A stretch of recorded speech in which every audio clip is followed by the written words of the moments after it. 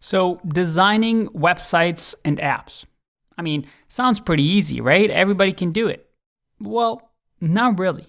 Because when you first think about design, most people don't consider all the things that go into designing a beautiful product. Because when we talk about design, there's actually 4 key elements to designing, and specifically for web and mobile designers. The first part is graphic design. This is the idea of using colors, color theory, layout, typography, sketching, using fonts, imagery. It's the idea of telling a story to convey a specific feeling or to target a specific audience. Graphic design is all about the visuals, but just knowing graphic design isn't enough. The next part is this idea of user experience or UX. Because to be a good web and mobile designer, you need to study user experience and user interface design. So what is that? It's the art and science of designing products that provide users with the best possible experience. How can you make a user move through your product in an enjoyable way, in an easy flow? It's all about understanding your customer. Again, don't worry, because we're going to dive deep into these topics throughout the course. The next part is conversion focused or goal conversion. As a designer, you need to know how to design a product that drives the results that your clients want. For example, Bruno hired you because he wants to be successful with his product. So you need to design something that increases this conversions. Conversions meaning that a user takes a desired action. So your job is to motivate the visitors of your mobile app or a web app to take that desired action. Maybe sign up for a mailing list or buy a product. And there's a science to goal conversion. And then finally, we've talked about this, but it's this idea of platform development, whether it's on mobile or web. Although some designers limit their work and don't focus on web development or mobile app development, having at least a basic knowledge of how the platform you're designing for works, for example, HTML and CSS on the web, can be a really important skill and a really boosting skill to be a top designer, which is why we've included it in the course.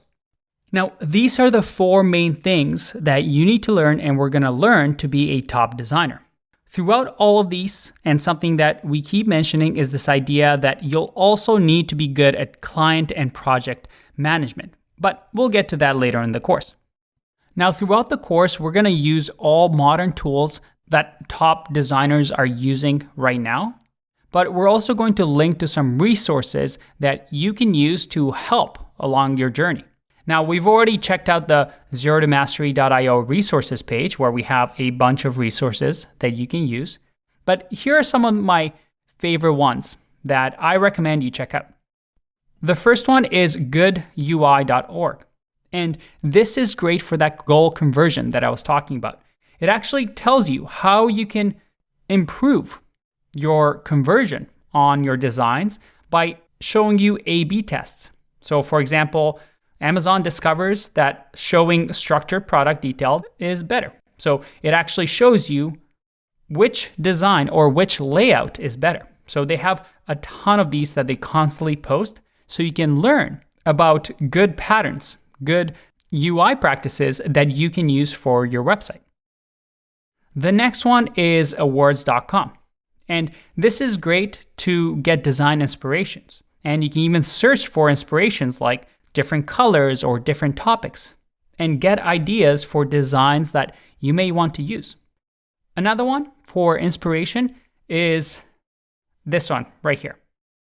And this, again, shows off other people's portfolio, but can also be used as your inspiration. Now, if you ever want to use icons in your products, well, I personally like using flat icon. But if you're looking for a free version, there's also things like the Noun project that give you beautiful icons that you can use. If you want images for your product, something like unsplash.com is also great to use. Now, this is just scratching the surface. There's a ton of resources that you can use. But the key is to remember, we have a lot of resources online as designers to develop our ideas. So don't get too intimidated. You don't always have to start from scratch. So as a designer, you can expect three things or three types of work environments. One is a freelancer. You're your own boss. You have your own clients. It involves a little bit more management on your time, but again, you're your own boss. Another scenario might be you're working at an agency. An agency is a company that has a bunch of designers and developers, and they look for clients for you. And those clients talk through the agency so that you don't have to go looking for clients. And the agency just assigns you different projects, which is a great way for you to gain experience working on different types of projects. And then finally, the last type of work you'll see is working what we call in-house. Working for an actual company, working for a product, and you're the designer or a lead designer for a specific company. As you can see, the world of a designer is vast. There's lots to learn, but there's also lots of opportunities, which is why you're taking this course. So enough jabber. It's time for us to get started.